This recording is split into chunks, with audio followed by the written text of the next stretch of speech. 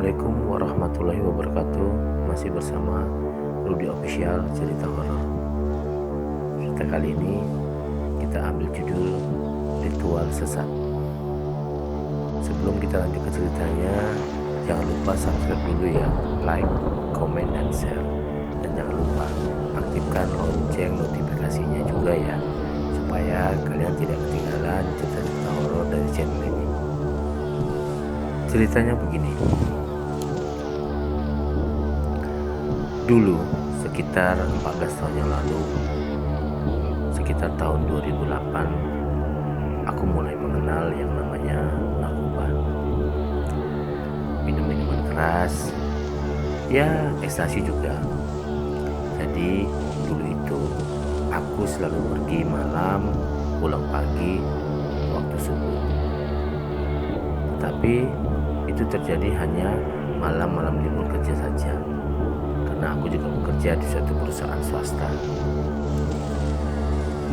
Aku seringkali bertanya dalam hati, apa sih yang aku cari? Pergi malam, pulang sampai pagi. Aku hanya bisa menghabis-habiskan uang saja. Sampai aku pernah menghabiskan uang gajiku dalam satu malam berpesta dengan teman-temanku.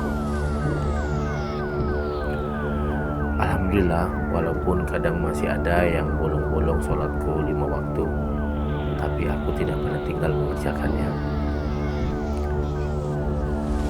Setiap kali aku pulang pada pagi hari, sebelum tidur aku selalu mengerjakan sholat subuh terlebih dahulu. Kadang aku selalu menangis setiap kali aku berdoa. Aku mohon ampun kepada Allah, dan aku selalu meminta, ya Allah, berikan hamba-Mu ini petunjuk. Kenapa hamba-Mu selalu begini? Apa yang hamba-Mu cari? Itulah doa yang selalu aku panjatkan setiap subuh, setiap kali aku baru pulang dan berpergian pada pagi hari. Terus saja aku meminta supaya aku diberikan petunjuk, supaya aku bisa keluar dari jerat narkoba itu. Karena batin dan perbuatanku tidak sejalan, terus saja berperang karena ketidaknyamanan perasaan dan hatiku. Sampai pada titik pagi itu, tepatnya bulan Ramadan, hari ke-15 Ramadan, aku berada di luar dengan abang dan ibuku serta seorang tukang bangunan yang rencana akan mengecat rumahku. Kami ngobrol terkait cat apa lagi yang cocok untuk rumahku ini selain warna putih. Beberapa saat asik ngobrol, aku berdiri yang rencana akan ke kamar mandi untuk mengambil air. Kamar mandi kami memang sedikit miring. Entah mengapa, begitu aku melangkahkan kakiku tepat masuk di kamar mandi, aku tidak sadar seperti ada yang menabrakku dari samping kanan, dan kedabruk. Aku pun terduduk dengan sebelah kaki kananku melintir, dan bersamaan itu seperti ada yang keluar dari tubuhku. Terasa dingin sampai aku membuka mulut dan kepalaku mendongak ke atas, seperti melepaskan sesuatu dari tubuhku. Aku gak tahu itu apa. Aku terkejut melihat kakiku melintir. Aku menjerit sejadi-jadinya. Mak, kakiku, jeritku. Kenapa kakimu? Ibuku menghampiri dan meluruskan kakiku yang bengkok. Oh, gak apa-apa, kata ibuku. Itu kok kayaknya ada yang patah di pahaku, kataku. Ibuku meraba pahaku. Ternyata betul, bagian paha kakiku patah. Ibuku panik. Semua orang berdatangan, dan akhirnya aku dibawa ke dukun patah.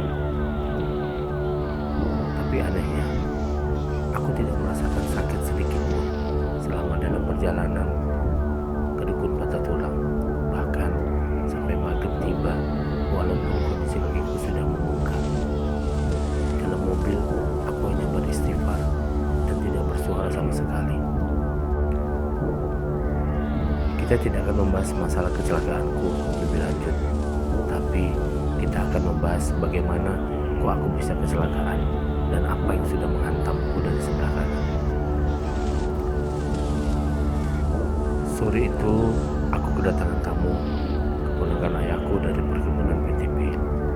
Kita sebut saja namanya Darso dan Ajis adiknya. Mereka datang sengaja ingin menemuiku, katanya.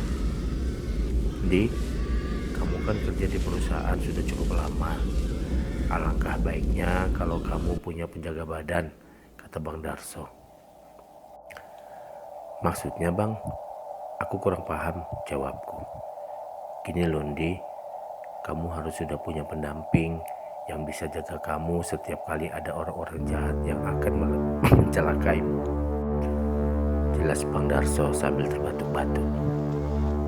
Oh, maksudnya pelindung gaib gitu bang? Tanya aku lagi. Iya, jawab Bang Darso. Gimana caranya bang? Aku bertanya lagi. Ya udah, besok malam, kan malam minggu, kamu datang ke rumah pukul 11 malam ya. Nanti kita prosesnya tepat pukul 12. Tepat pukul 12 malam, tegas Bang Darso. Kamu bawa teman lah kalau takut, jelas Bang Darso lagi. Baik bang, jawabku. Apa yang harus kubawa bang? Tanyaku lagi. Gak usah bawa apa-apa, nanti biar abang saja yang siapin. Oh baik bang, jawabku. Keesokan harinya aku berjanji pada salah seorang temanku untuk mengantar aku ke rumah Bang Darso. Kebetulan temanku itu namanya Aam, kenal dengan Bang Darso juga. Pukul 11 malam kami meluncur ke rumah Bang Darso. Kami harus melewati perkebunan karet milik PTP. Rumahnya lumayan jauh, apalagi jalan menuju ke sana sangat buruk. Tanah merah yang berlubang-lubang di sana sini. Untung saja hari itu cuaca cerah dan tidak ada hujan sama sekali, sehingga kondisi jalan kering dan tidak licin. Singkat cerita, sampailah kami di rumah Bang Darso pukul 11.30 malam. Ya sudah, duduk-duduk dulu ya, menunggu jam 12, sapa Bang Darso.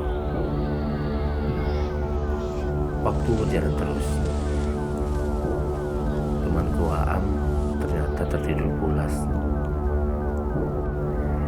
Mari kita mulai ritualnya, kata Bang Darso sambil menarik tanganku masuk ke dalam kamarnya yang gelap gulita. Cuma ada cahaya lilin dan Ajis adiknya. Buka semua pakaianmu, kata Bang Darso. Aku bingung, tapi aku ikuti semua kemauan Bang Darso. Kamu terlentang di tikar itu, kata Bang Darso sambil menunjuk tikar yang di sebelahnya ada penerangan sebuah lilin. Bang Darso dan Ajis mulai membalurkan minyak dan bunga ke seluruh tubuhku. Aku tidak tahu minyak apa yang mereka oleskan ke badanku. Aku hanya pasrah mengikuti ritual itu.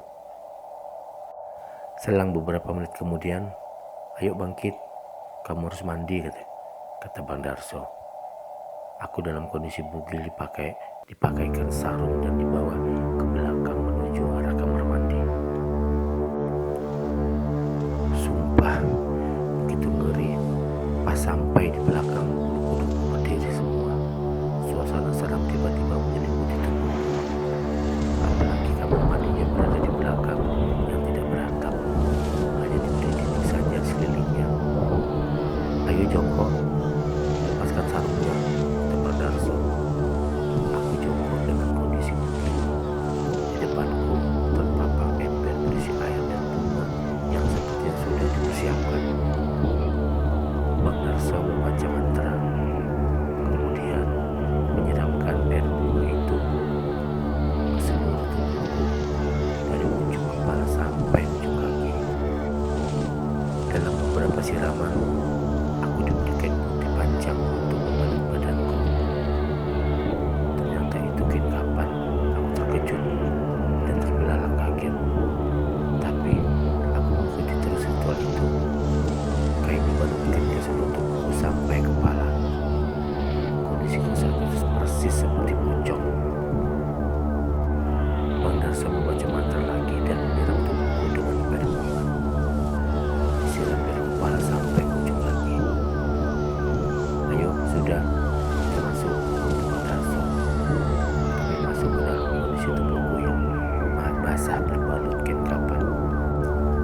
Sesampainya ke dalam kamar, aku disuruh duduk bersila. "Ayo Dik, kamu duduk bersila di situ." Sambil menunjuk tikar yang ada di depanku, Bang Darso mengambil sesuatu dari dalam lemari. Mulai Bang Darso dan Ancis, adiknya mulai memijat tubuhku dari kepala sampai ke pinggang. Seperempat jam kemudian, sudah ritual sudah kita selesai. Jadi begini, setelah beberapa hari nanti, kalau kamu merasakan badan terasa capek atau sakit semua, jangan khawatir ya. Dan nanti tidak terasa berat, karena sekarang ada dua pendamping yang abang letakkan di badanmu, kata Bang Darso. Satu pangeran dari Pajajaran dan satu lagi pangeran dari Kediri, kata Bang Darso lagi. Aku hanya mengangguk saja. Aku keluar kamar dan langsung membangunkan temanku, Aam, untuk segera pulang. Karena waktu itu sudah pukul 2 malam. "Kenapa tidak menunggu terang saja baru pulang? Ini masih pukul 2 malam loh," kata Bang Darso. "Gak apa-apa Bang, kami langsung pulang saja," jawabku. Akhirnya kami bergerak dari rumah Bang Darso pukul 2.15 tengah malam. Sepanjang perjalanan kami berbincang-bincang untuk menghilangkan rasa ngeri melintasi jalan yang gelap di tengah pepohonan karet yang lebat. Tepat di tikungan yang dibilang masyarakat angker karena bekas tempat kami bangun diri. Aku terus berceloteh untuk menghilangkan rasa takutku.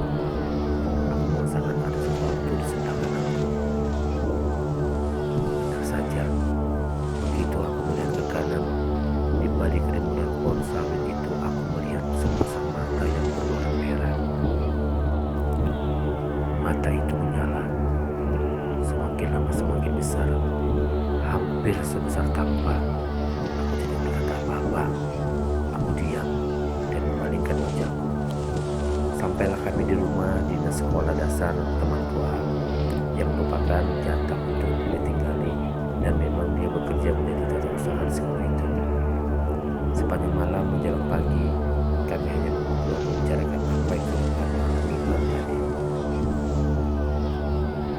Untuk mengetahui apa yang sudah ku alami setelah ritual itu, ikuti terus kelanjutan cerita horor saya.